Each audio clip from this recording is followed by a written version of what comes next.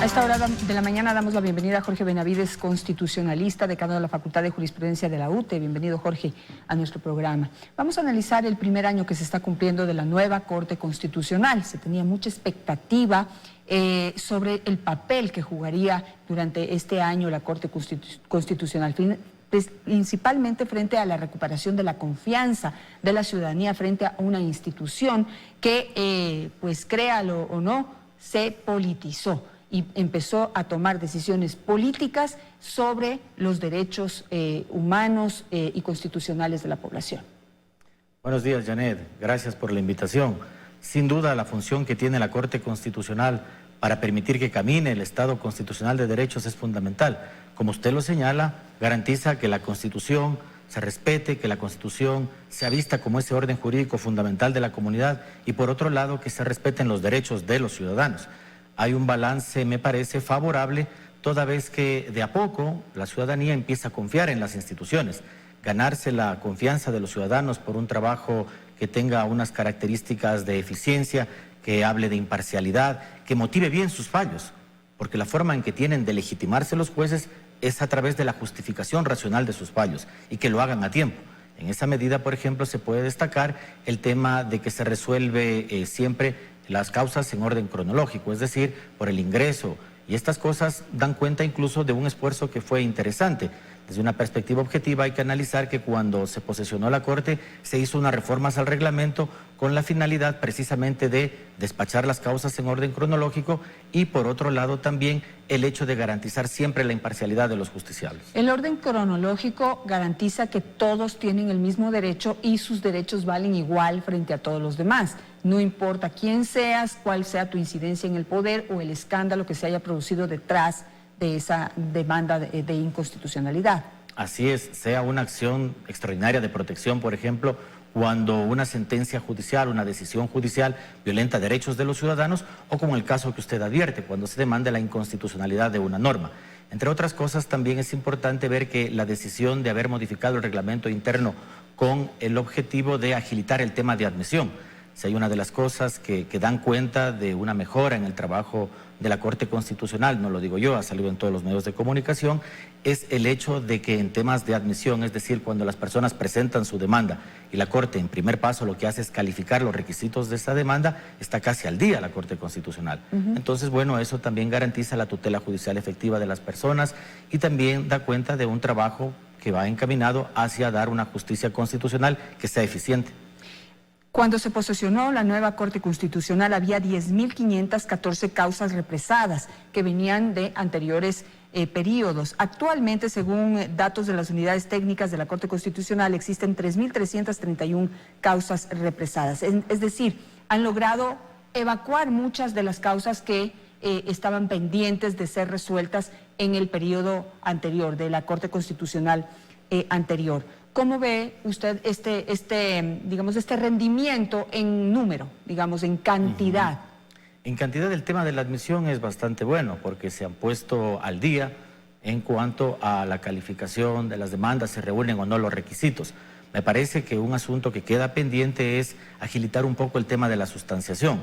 Ciertamente la Corte ha resuelto, como dan cuenta los medios de comunicación, cerca de 600 causas en un año, lo que es importante sin duda, pero por la cantidad de trabajo probablemente se tenga que pensar a futuro en reformas normativas. Por ejemplo, que se reforme la Ley Orgánica de Garantías Jurisdiccionales. ¿Con qué finalidad? Hoy en día todas las causas que ingresan a la Corte Constitucional, sea en materia de protección de derechos, estas acciones extraordinarias de protección, acciones por incumplimiento, acciones de incumplimiento de sentencias constitucionales, así como las acciones de inconstitucionalidad contra normas, contra actos administrativos de efectos generales, tareas como el control de los estados de excepción, control de los tratados internacionales previo a la aprobación por parte de la Asamblea Nacional, todo es resuelto por parte del Pleno. Lo que se tendría que buscar es un mecanismo para que cuestiones de tipo jurisdiccional en materia de derechos, por ejemplo, acciones extraordinarias de protección, sean resueltos por las salas.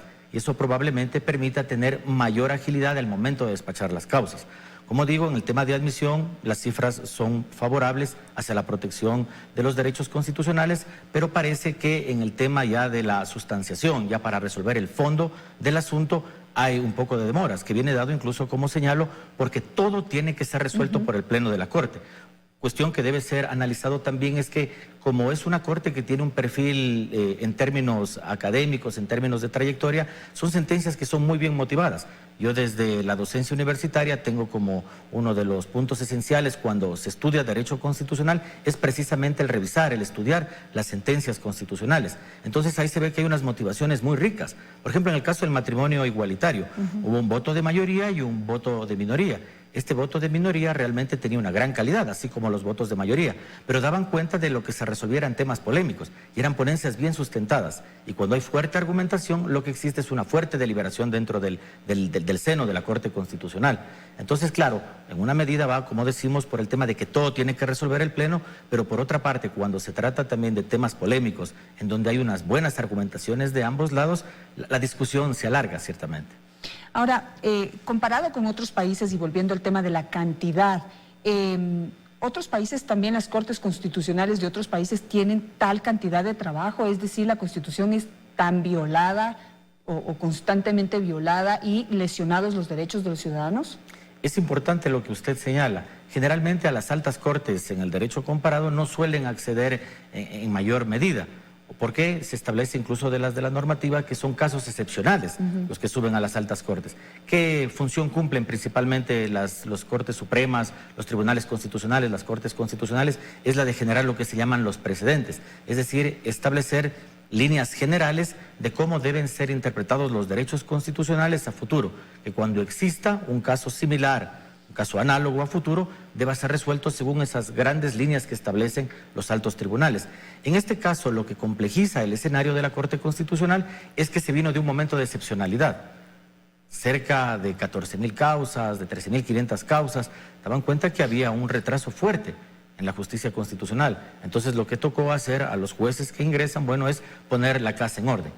En un año, bueno, entiendo que es hasta ir conociendo cómo funciona la institución, cómo opera la institución, pero supongo que en lo que va a devenir se hará de manera más oportuna, más pronto.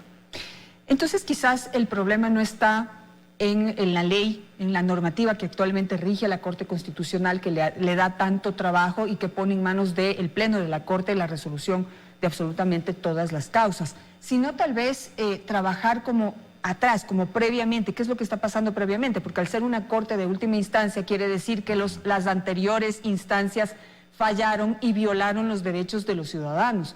No es allí donde debería hacerse reformas, no es allí donde debería repensarse el sistema y dejar a la Corte Constitucional para que resuelva todo, pensando en que no debería tener 10.000 causas para resolver, sino ya las importantes o casos realmente puntuales en donde no haya habido acuerdo previo o haya generado duda o polémica previamente, pero como casos excepcionales, no como una norma general.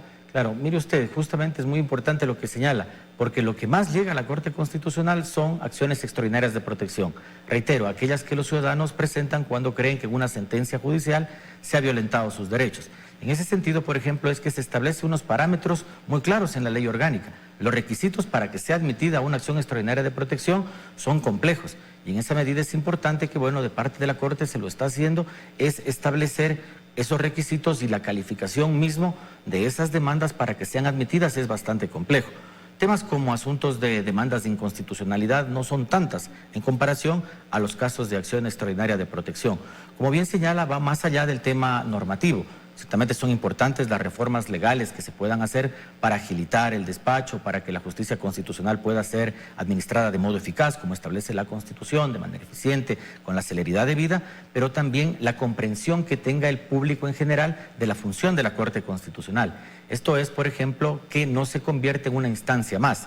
Es decir, no es que voy de primera instancia a segunda instancia, que puedo llegar a casación en determinados casos y que necesariamente debo interponer un recurso adicional ante la Corte Constitucional. La Corte Constitucional conoce solo aquellas cosas que tienen relevancia constitucional, para que los ciudadanos nos entiendan claramente, aquellas cuestiones que aluden a o bien violentar derechos constitucionales o bien violentar lo que dice la Constitución de la República. Usted citó uno de los casos en donde hubo una, una interpretación o una argumentación de muchísima calidad a favor y en contra, como es el tema del matrimonio igualitario. Pero ¿qué otras causas se destacan como extraordinarias dentro de la nueva Corte? Me parece que es saludable para la función de la Corte Constitucional los temas que han puesto el énfasis en los derechos de participación. Dos características que señalan los manuales que estudian la Constitución, que ya tiene 12 años de vigencia, es que la Constitución de Montecristi que se caracteriza por esa amplia garantía de derechos y por otro lado por promover la participación de los ciudadanos. Por ejemplo, en dos temas puntuales de derechos de participación, es importante que la Corte Constitucional actual echó abajo un precedente dado por la Corte anterior que señalaba que cuando los ciudadanos quieren someter a consulta popular algún tema, primero se debían obtener las firmas y luego hacer el control de constitucionalidad, lo cual va en contra de lo que dice la propia Constitución. La Corte Constitucional modifica este precedente y establece que hoy en día lo primero que se debe hacer es calificar la constitucionalidad de la pregunta y posteriormente sacar las firmas. Otro tema importante que fue resuelto en el mes de enero de este año tiene que ver incluso con los derechos de participación de los estudiantes universitarios en el cogobierno de las universidades. Se señalaba un porcentaje importante para que los estudiantes participen en la designación de sus autoridades. Y como señalaba esta sentencia, iba más allá de los porcentajes, sino que hablaba que era un asunto fundamental de la característica que tienen los derechos constitucionales en cuanto a la participación. Esa participación informada, libre, deliberativa de los ciudadanos en la construcción de la toma de decisiones, que va más allá no solamente en el ámbito de lo público, sino que también en otras instancias como supone el cogobierno universitario. Y algo que es muy importante recalcar, y es parte del estudio de las funciones básicas que tiene una corte, como se llamamos esta idea de una corte de la sala de selección y de revisión, de establecer los precedentes, es lo que se hizo respecto a un tema de selección en una acción de protección en contra de un medio de comunicación, en donde claramente la corte dejó sentado que el Estado no es titular de derechos fundamentales. Así es, ese es solo los ciudadanos. Puntualmente el caso de la demanda de la Secretaría de la Administración Pública en contra de Diario La Hora, en donde la Secretaría defendía o argumentaba que se había lesionado su honor o su derecho al honor, al buen nombre. Las instituciones no tienen ese derecho, sino solamente las personas, ¿correcto? Sí, así es, ciertamente. Y otra cosa que es importante es que con esto se señala que el único derecho que pueden tener las instituciones públicas es el derecho al debido proceso, es decir, a comparecer en igualdad de condiciones y ser oído por los jueces. Cuestión que, dicho sea de paso, ya ha sido resuelto por otras cortes. Por ejemplo, la Corte Colombiana en los años 90 ya emitió un criterio en ese sentido. Me quedo con eso, Jorge. Muchísimas gracias por ayudarnos a hacer este importante análisis.